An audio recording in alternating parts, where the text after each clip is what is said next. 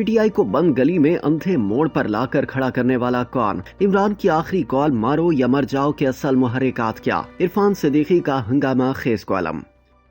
مسلم league کے senator Irfan Siddiqui نے اپنے کالم میں سوال کا جواب ڈھونڈنے کی کوشش کی ہے کہ تحریک انصاف کو کس نے بند گلی کے اندھے موڑ پر لا کھڑا کیا ہے۔ وہ لکھتے ہیں کہ پی ٹی آئی کی تخلیق سے لے کر آج تک 28 برس کے طویل عرصے میں عمران خان نے سیاست کو جمہوری اقدار، اجلی سیاسی روایات، وسعت نظری، کشادہ ظرفی، افہام و تفہیم اور خوئے دل نوازی کے بجائے ہنگامہ و پیکار، الزام و دشنام، بغض و انتقام، نفرت و عداوت اور جنگ و جدال کا بے رحم کھیل سمجھا۔ انہوں نے کبھی اپنی تاریخ پر بھی نظر نہیں ڈالی جو سیاستدانوں کی باہمی تلخیوں اور نفرتوں کے باوجود بعض نہایت روشن نمونے بھی رکھتی ہے۔ کالم نگار نے ماضی کے اوراق پلٹتے ہوئے عمران خان کی طرز سیاست پر شدید تنقید کی۔ عرفان صدیقی لکھتے ہیں کہ پیپلز پارٹی اور اس کے سیاسی مخالفین کے مابین شدید جنگ برسوں جاری رہی۔ 1977 کے انتخابی نتائج کے خلاف پاکستان قومی اتحاد کی تحریک نے ایسی قیادت اٹھا دی کہ لاہور، کراچی اور حیدرآباد میں ماشاءاللہ نافذ کرنا پڑا۔ مذاکرات پھر بھی ہوئے، قومی اتحاد کے زندانیوں نے اپنی انا کو مسئلہ بنایا، نہ بھٹو سے ہاتھ ملانے میں کوئی آر جانی۔ اس سے بھی پہلے 23 مارچ 1973 کو خان عبدالولی خان نے راولپنڈی کے لیاقت باغ سے خون میں لت پت درجنوں لاشیں اٹھائیں اور خاموشی سے گھر چلے گئے۔ حکومت وقت سے ان کی رنجش اور غیظ و غضب کا اندازہ لگایا جا سکتا ہے، لیکن مارو یا مر جاؤ کا نعرہ لگانے اور اپنے بندوق برادروں کو سڑکوں پر لانے کے بجائے وہ میتوں کو دفنانے ہی قومی اسمبلی کے ایوان میں پہنچے، صدر ذوالفقار علی بھٹو سے ملے اور 1973 کے آئین کی منظوری کے لیے اپنا تاریخی کردار ادا کیا۔ لیاقت باغ جلسے کے قتل عام اور آئین کی منظوری کے درمیان صرف 17 دنوں کا فاصلہ تھا۔ کالم نگار نے پیپلز پارٹی اور مسلم لیگ نون کی حریفانہ کشمکش کی کہانی بھی بیان کی کہ ایک عشرے سے زیادہ عرصے تک یہ آتش کدہ دہکتا رہا۔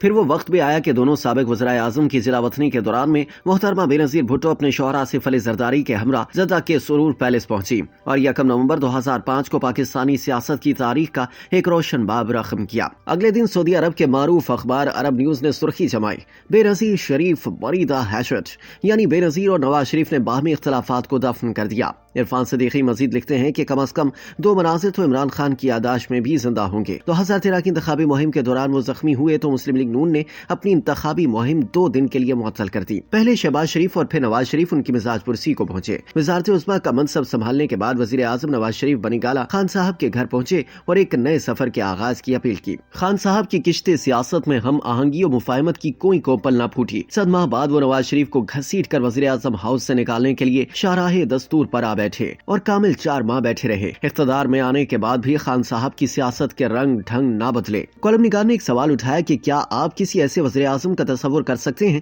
جو اپنے اقتدار کے 1330 دنوں میں ایک بار بھی قائد حزب اختلاف سے مکالمہ نہ کرے اور ایک بار بھی ہاتھ تک نہ ملائے؟ افتاد تباہ کی اس تند و تیزی کا نتیجہ یہ نکلا کہ عمران خان سیاست میں پرلے درجے کی بے ہنری اور انتہا کو پہنچی بے حکمتی کا نوحہ بن کر رہ گئے۔ عرفان صدیقی نے عمران خان کی ڈو اور ڈائی احتجاج کی کال پر تنقید کرتے ہوئے لکھا کہ یوم مارو یا مر جاؤ تک آپ پہنچنے کا سبب یہ ہے کہ عمران خان تحریک عدم اعتماد کے ذریعے اقتدار بدر ہونے کے بعد سے اب تک مسلسل غلط پتے چل رہے ہیں۔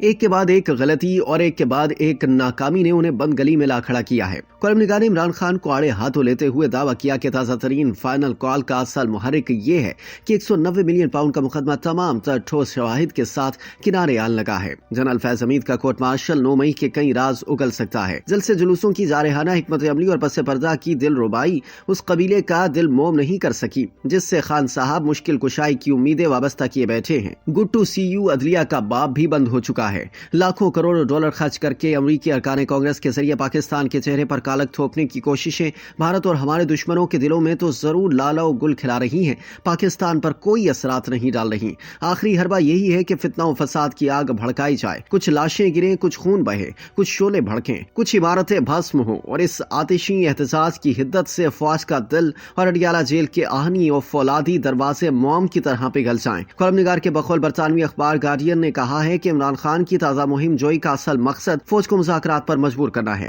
لیکن فوج واضح کر چکی ہے کہ پہلے 9 مئی کے حملوں پر پوری قوم سے معافی مانگو، پھر ہم سے نہیں سیاسی جماعتوں سے بات کرو۔ مگر خان صاحب کا مسئلہ یہ ہے کہ وہ 28 برس سے اپنا ترہ امتیاز بنائے بیانیے چور اور ڈاکو کے اسیر ہو چکے ہیں۔ اڈیالہ کا پھاٹک کھل بھی جائے تو وہ چور اور ڈاکو بیانیے کی کال کوٹری سے کیسے نکلے جسے اندر سے تالا ڈال کر انہوں نے چابی سلاخوں سے باہر پھینک دی ہے۔ عرفان صدیقی تجزیہ پیش کرتے ہوئے مزید لکھتے ہیں کہ پیپلز پارٹی اپنی قربانیوں جمہوری جدوجہد، 1973 کے آئین، 18ویں ترمیم اور پارلیمانی کردار پر فخر کرتی ہے۔ مسلم لیگ نون تعمیر و ترقی کے منصوبوں، جدید انفراسٹرکچر، عوامی فلاح و بہبود، معاشی ترقی، ایٹمی دھماکوں اور توانا خارجہ پالیسی کو اپنے نامہ اعمال کا حسن خیال کرتی ہے۔ پی ٹی آئی کے پاس چور و ڈاکو کی کریانہ فروشی کے سوا کچھ بھی نہیں۔ عمران خان کو معلوم ہے کہ جس دن وہ نواز، شہباز، زرداری اور بلاول کے ساتھ بیٹھیں گے اور یہ منظر ٹی وی اسکرینوں کی زینت بنے گا، اس دن پی ٹی آئی کی 28 منزلہ عمارت دھڑام سے زمین بوس ہو جائے گی اور خان صاحب کے لیے اپنے پیروکاروں سے آنکھیں ملانا بھی مشکل ہو جائے گا۔ چور چور نہ رہے، ڈاکو ڈاکو نہ رہے تو تماش بینوں کا مجمع لگانے کے لیے خان صاحب کی پٹاری میں کیا رہ جائے گا؟ سو مسئلہ اڈیالہ جیل نہیں، خان صاحب کے بیانیے کا وہ فولادی قلعہ ہے جس کے اندر وہ بند ہو چکے ہیں اور جس سے باہر نکلنے کا کوئی راستہ بھی نہیں چھوڑا۔